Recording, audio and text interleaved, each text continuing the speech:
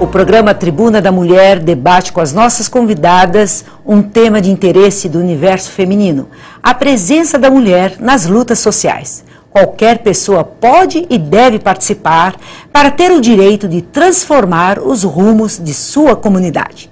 Nossas convidadas, a deputada Ana do Carmo, iniciou a sua militância aos 11 anos no Sindicato dos Metalúrgicos do ABC, onde trabalhava como auxiliar de cozinha durante as históricas greves de 1979 e 80.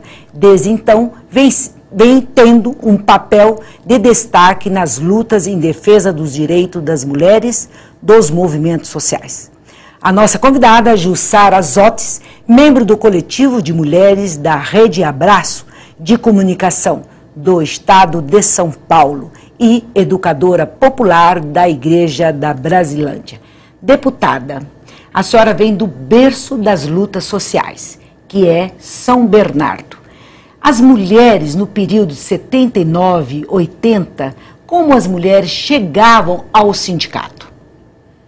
Olha, naquela época, era uma época bastante difícil, porque primeiro que quando a gente começou, ainda existia a ditadura, né? E como que se tudo isso não bastasse, a questão da ditadura ainda não estava vivendo a democracia, não existia ainda a democracia, existia a discriminação muito forte, né, contra a mulher. Então, naquela época, a mulher para trabalhar em fábrica, só algumas pouquíssimas no escritório. Então, na linha de montagem, no chão de fábrica, isso não acontecia. Chão de fábrica, as mulheres não entravam? Não entravam. Não entravam. E que tipo de preconceito tinha em relação às mulheres trabalhadoras? Era aquele preconceito que mulher tinha que cuidar do marido, dos filhos e da casa, né? E nunca participar. Então, aquela época era muito difícil. Aonde existia alguma participação de mulheres, ainda era na igreja, né? A igreja católica. Então, assim, ali ainda tinha participação da mulher. A mulher era bem aceita e participava. Do contrário, a mulher não participava. Não participava do sindicato, né? Os sindicatos, a direção do sindicato só eram homens. As comissões de fábrica, não existia mulher na fábrica, no chão de fábrica. Então, as comissões de fábrica, CIPA, só eram homens. Deputada, então, assim, as mulheres não participavam da direção do sindicato, não, né? Participavam. Porém, em momentos de greve, quem segurava a greve eram as mulheres. Eram as mulheres.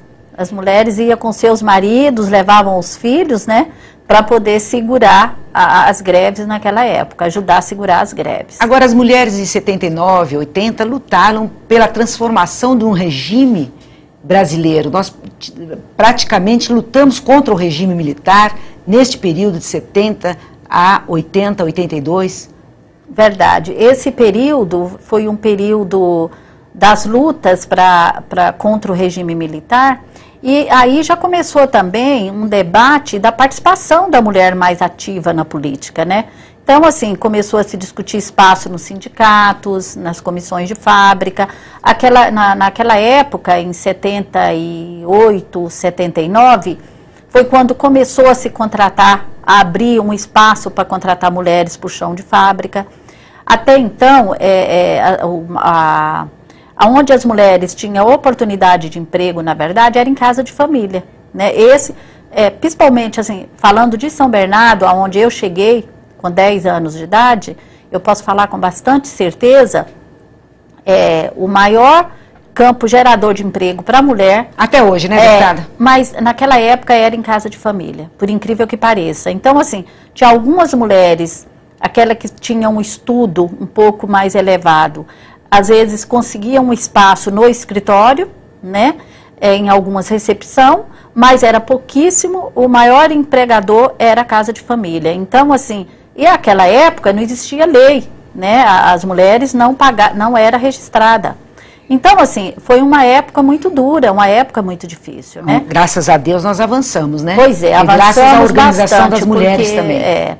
E também, naquela época, trabalhar em casa de família era muito difícil, porque você, às vezes, estava trabalhando num período de uma jornada de 9, 10 horas de trabalho, a gente deparava com muitas mulheres, mocinhas, à procura de emprego. Porque casa de família era o maior empregador, né?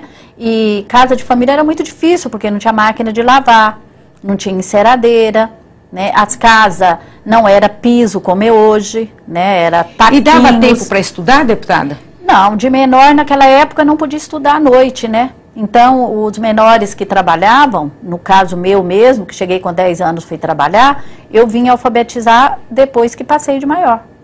Então, foi assim, assim foi para mim e para muitas milhares de pessoas. E ainda hoje, né? E ainda hoje. Então, assim, aquela época ainda pior, porque você imagine só, de menor não podia estudar à noite, durante o dia tinha que trabalhar, né? Como milhares de pessoas que vêm das suas terras de origem para poder sobreviver. E como a senhora entrou na luta social? Pois é, na verdade, eu entrei na luta social através da Igreja Católica, que eu me orgulho muito, né? Porque o nosso bairro, ele não tinha igreja. E as missas eram celebradas numa salinha muito pequena, num colégio, o primeiro colégio do bairro, que se chama Luísa Colasso, no qual eu moro desde que cheguei em São Bernardo, próximo a essa escola, muito próximo. E aí a gente começou ali a se reunir, um grupo de mulheres com o padre, para poder arrecadar dinheiro para comprar o primeiro terreno para começar a construir nossa igreja no bairro. Então a gente começou assim, aí depois veio a Pastoral Operária, a PO, e a gente começou aquela militância, o bairro foi crescendo e as necessidades foram vindo, né? Falta de água, falta de mais escola. Vamos discutir já essas reivindicações que partem do movimento de mulheres. Começou assim. Aí a Jussara, que bom tê-la aqui. Jussara, você que é líder de uma igreja, da Igreja Católica na Brasilândia, eu te pergunto, a deputada disse que ela começou na igreja e nas lutas de reivindicação da sua comunidade. A Igreja Católica investe em formação para mulheres? Eu acho que em algumas regiões, né, vamos dizer assim, que existe uma preocupação, sim, dentro do espaço Igreja Católica, das mulheres participarem como lideranças nas comunidades. E a gente pode ver, assim, como a deputada estava comentando, a minha região também, se você for resgatar a história, quem constituiu as comunidades de base foram as mulheres. Acho que isso é muito importante destacar. E as mulheres, nesse processo, todos foram se formando, foram se preparando, né, para enfrentar aí a questão social. Mas ainda é aquela questão, né, porque dentro da própria Igreja Católica ainda as mulheres participam de todo o processo da base, da organização, mas as instâncias de decisão, como era no sindicato, e ainda continua, são os homens ainda, né, então essa é uma questão ainda muito séria que a gente precisa vencer, esse preconceito, vamos dizer, esse machismo que ainda existe dentro dessa estrutura. Jussara, né? A mulher chega na comunidade muito ligada a uma reivindicação, ou água, ou luz, esgoto, creche, e depois ela se percebe como sujeito desta transformação. Então, porque ela é quem sofre na pele direto esses problemas. Quer dizer, a falta de creche atinge diretamente o problema do filho dela, a falta de água atinge diretamente, né, a casa, né, que é onde o espaço onde você garante o sustento dos seus filhos. Né. E acho que esse envolvimento dela na luta vai dando condições dela se firmar dentro das coordenações, dos movimentos. A gente pode dizer que hoje nós temos grandes lideranças, mulheres na periferia, que seguraram o barco durante todos esses tempos, com momentos muito difíceis, né? Mas são mulheres que estão aí firmes. Na Brasilândia é um exemplo disso. Diversas organizações sociais são hoje dirigidas pelas mulheres, diversas comunidades, as mulheres estão à frente. Vamos dizer assim, a mulher hoje tem uma participação efetiva nas decisões, vamos dizer assim, da questão mais social, né? Hoje, deputada, na década de 80, 79, as mulheres, quando iam participar de um movimento social, da creche, moradia, por transporte, elas tinham um sentimento de culpa muito grande, porque achavam que estavam deixando as tarefas do lar. A senhora sentia isso também nesse período? A gente, na verdade, assim, a mulher, ela foi trabalhada, né? Na verdade, assim, existia toda uma cultura de muitos e muitos anos, né, Jussara, que as mulheres tinham que ficar dentro de casa, né, esperar o marido chegar, cuidar dos filhos, fazer a comida. Então, assim, e para quebrar todo esse preconceito, demorou muito, e ainda tem, né. Então, assim, quando a gente saía para lutar, tinha aqueles vizinhos que ainda achavam assim, é vagabunda, tá saindo porque é vagabunda, tá saindo porque não tem o que fazer, né? Não vai conseguir nada, isso não vai resolver, entendeu? Então, assim, é muito difícil Foi muito difícil, até porque tem que fazer todo esse convencimento, né? Eu me lembro que quando eu comecei, quando eu já era militante da igreja e tal, mas quando eu casei, que tive o meu primeiro filho, que tem 33 anos, eu acabei mudando de um local para outro, no próprio bairro, onde o bairro cresceu, e a gente começou uma luta para a questão de escola, né? E o meu marido dizia o seguinte: quando ele ficava muito bravo e falava assim, quando vocês conseguirem essa escola que é onde você está querendo, chamando as mulheres aí, fazendo toda essa confusão, porque a gente fazia passeata, ficava na prefeitura horas esperando o prefeito atender, ele dizia, a galinha vai nascer os dentes, né? E eu falava para ele, pois então vai, porque enquanto a gente não conseguir, a gente não vai parar. Então a gente era mais ou menos uma turma de umas 50 mulheres, muito resistente. Muito resistente. E a gente conseguiu. E essa unidade da mulher na luta é uma coisa transformadora, né? Como é forte essa aliança da mulher com a outra mulher quando ela está convencida de uma conquista. É um convencimento muito bom, e é o que a Jussara falou, a mulher, ela sente no fígado as necessidades, né?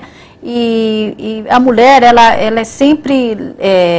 a sociedade como um todo tem como isso, na ideia, na mente, inculpar as mulheres, né? Então, uma família, quando ela é desestruturada, normalmente as pessoas culpam quem? A mulher, né? A culpa é da mãe. É filho daquela, a mãe é que leva o nome, né? Quando o filho é problema, é filho da mãe. Quando ele é sucesso, é filho do homem. É filho do homem. E a mãe, ela é sempre muito sofredora, porque todas as necessidades chegam primeiro na mãe, na mulher mãe, né? Então, assim, é tudo muito difícil. Então, a gente acaba se mobilizando por essas necessidades também, né? Agora, o que é necessário é essas mulheres dar continuidade a toda essa luta, né? Não só lutar, a hora que acontece a conquista, para de lutar. A gente precisa continuar lutando e continuar participando da comunidade. A participação, ela faz a diferença. Mas, Jussara, você que vem do movimento rural também, você trabalhou muito com as trabalhadoras rurais, você sente que as mulheres hoje estão menos presentes na luta do que há anos atrás? Estava lembrando aqui, Mona, quando a Ana do Carmo estava comentando a questão das mulheres do sindicato, eu estava lembrando das mulheres do movimento dos trabalhadores rurais sem terra. Quando a gente iniciou a luta no Oeste Santa Catarina, as primeiras ocupações, os grandes enfrentamentos quem faziam diante do tropa de choque e das milícias organizadas que já existia naquela época na roça eram as mulheres e as crianças. Elas que seguravam as pontas, aí faziam o trabalho. Mas eu acho assim, Mona, eu acho que a mulher hoje, ela tem uma participação mais qualificada nas lutas, na minha avaliação. Acho que nós temos muito ainda que crescer, de modo especial na periferia que eu moro, que é a região de Brasilândia, onde nós temos muitas mulheres, se a gente for olhar assim na história, as mulheres que não conseguiram ainda dar esse grito de liberdade. Por diversos motivos. Nós temos toda essa questão hoje que envolve a mulher na base, nos bairros, nos lugares mais periféricos, que são diversas circunstâncias que não deixam ela dar esse grito. Né? A falta de conhecimento das coisas, de como é que você faz, o problema do trabalho, que hoje você vê a mulher faz uma jornada tripla, né? Dupla, ela trabalha fora, porque na minha região, grande parte das mulheres também são chefes de famílias, que a gente fala. Inverteu um tempo para cá a situação. Né? Os homens não conseguem emprego, as mulheres vão à luta, o que tem pela frente elas fazem, porque elas precisam garantir o pão nosso nas casas. São provedoras do orçamento. Então, eu acho que nesse sentido, eu acho que a mulher ela tem, em todo o seu contexto, uma participação muito qualificada, né? Muito ativa nesse sentido.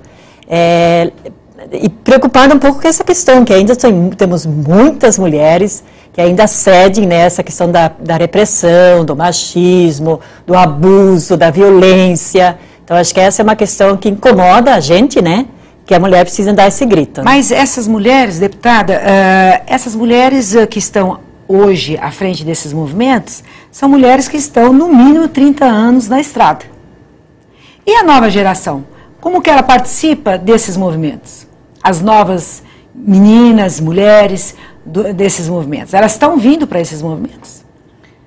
Olha, trazer a juventude para os movimentos não é muito fácil, né, Jussara? Mas não é impossível. Não mas é muito fácil. A senhora entrou jovem no movimento. Entrei jovem, não é muito fácil, mas não é impossível e é uma missão nossa. né? É uma missão minha, da Jussara, acho que de todos nós, da mídia, que fala pouco sobre isso, mas precisa falar mais, né? Convencer a juventude em participar, né? Porque a juventude anda meio desestimulada, vamos dizer assim, né? E a nossa juventude, ela tem uma força muito grande, né? Então precisa participar.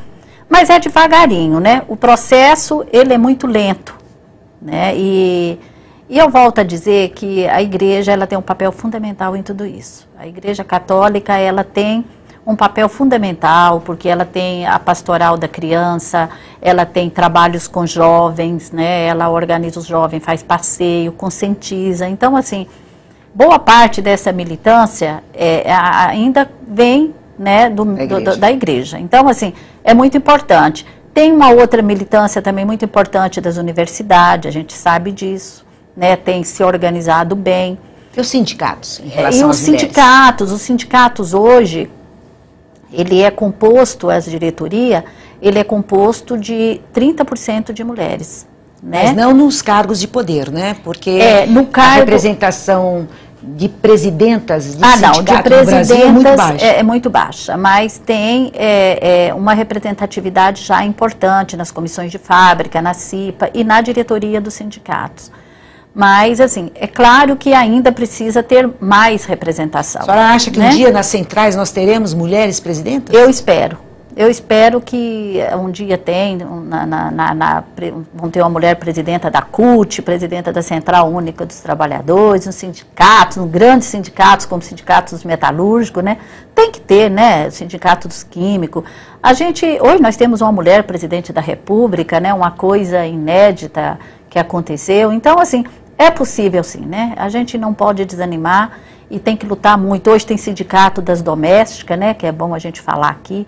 Pedir às domésticas para que procure seu sindicato, se associe, participa, né? Porque é importante, né? Como é importante dar visibilidade a essa luta, como é desconsiderada essa luta das trabalhadoras do lar.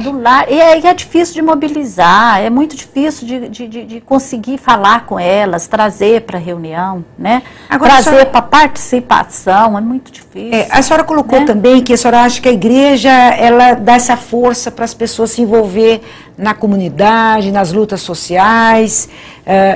A senhora hoje representa o Estado de São Paulo aqui nessa casa. A senhora é uma pessoa que usa a tribuna dessa casa em defesa dos direitos sociais.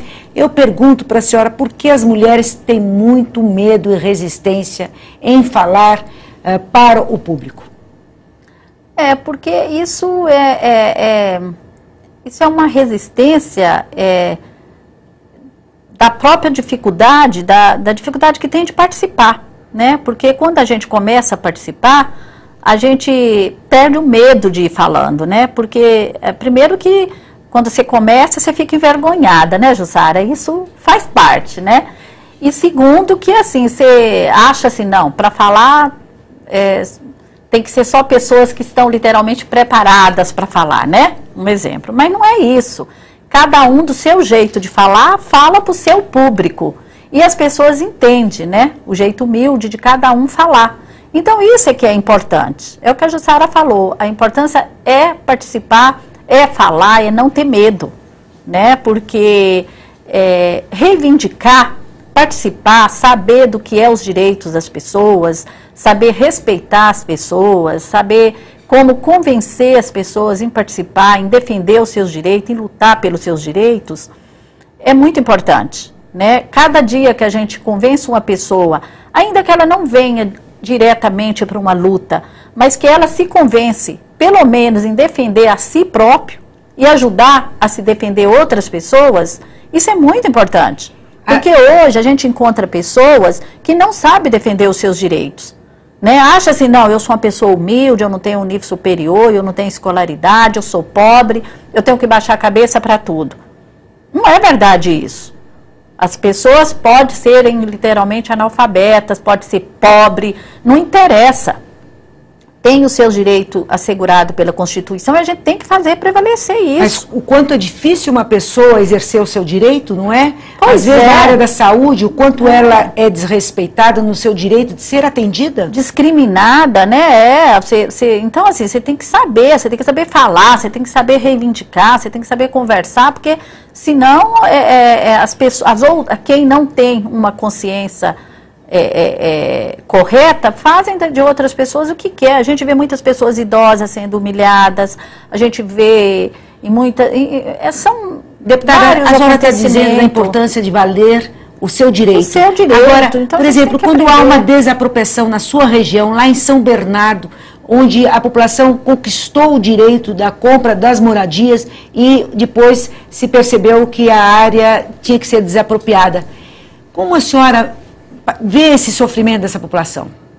Pois é, olha, aquilo ali foi assim... O prejuízo ficou para quem comprou? Esse prejuízo está até hoje, né? Na época dessa desapropriação, houve famílias, pessoas que vieram entrar em óbito no dia do desalojamento, da desapropriação, da derrubada das casas das pessoas. Eram casas boas, casas todas acabadas, a maioria, toda com portão de alumínio, tudo prontinha. As pessoas pagavam o seu IPTU, né? E houve essa desapropriação de forma cruel contra aquela população. Contra as mulheres, as famílias? Contra as famílias todas ali. E até hoje, essa população está sem receber, né? E nós estamos numa grande luta lá, para que o prefeito Luiz Marinho desaproprie essa área para fazer uma escola ambiental. É importante ele desapropriar porque a prefeitura de São Bernardo é uma prefeitura com um orçamento poderoso. Poderoso. Outra é a única forma dessa população ser indenizadas. Porque quem vai indenizar o prejuízo dessa população? Né? A população está até hoje sem casa. Deputada, né? Depois da conquista do Estatuto da Cidade, aconteceu uma situação como essa. E assim, o que a gente vê também é que aquilo ali na época foi uma irresponsabilidade do poder público, porque o poder público deixou as pessoas construírem as casas.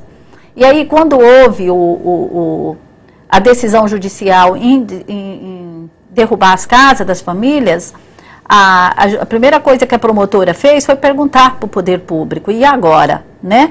A prefeitura falou, cumpre-se a lei, né? E deu a estrutura para cumprir a lei. Agora, essas mulheres desse conjunto habitacional são muito organizadas. São muito organizadas. Elas têm conversado com o prefeito? Têm conversado com o prefeito Luiz Marinho, elas têm feito passeata, elas vão à Câmara quase toda semana, elas têm participado de muitas reuniões, e isso é o que está fazendo com que o prefeito está sensibilizando a indenizar essas famílias. A única coisa que o prefeito não está concordando é que no meio das famílias do bem, existe alguns exploradores.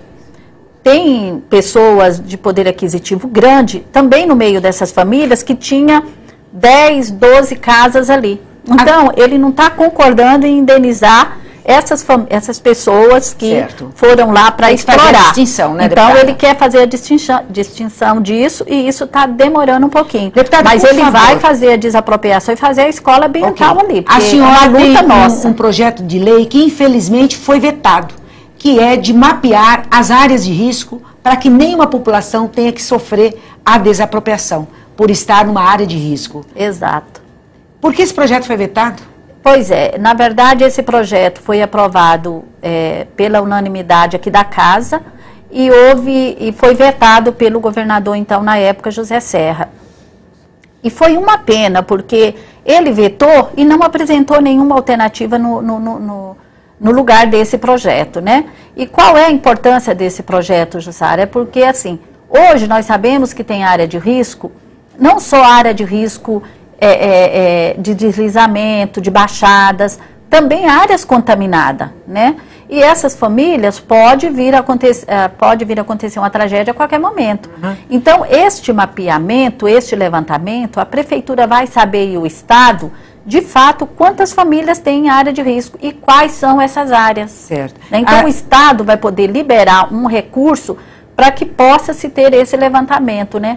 vai evitar muitas tragédias. Na região da Brasilândia, onde você atua como líder comunitária, a população já tem essa preocupação de não se ocupar as áreas de risco? Então, Mona, eu acho sim que a população tem essa preocupação. O problema é que não existe um projeto de população, de moradias populares, que essa população de baixa renda possa ter acesso. Hoje, todos os projetos de habitação que existem são projetos com um valor altíssimo, que essa população não consegue acessar esses projetos. Mas eu acho que essa questão da deputada, a lei, ela é muito importante, eu acho que vale a pena a sociedade civil voltar atrás, né, voltar e reforçar isso, porque eu não consigo entender como é que o poder público deixa, né, uma população pobre habitar uma área de extremo risco, por exemplo. E deixa as pessoas construir, edificarem suas casas, seus projetos, constituir aí uma vida de 10, 12, 15, 20 anos.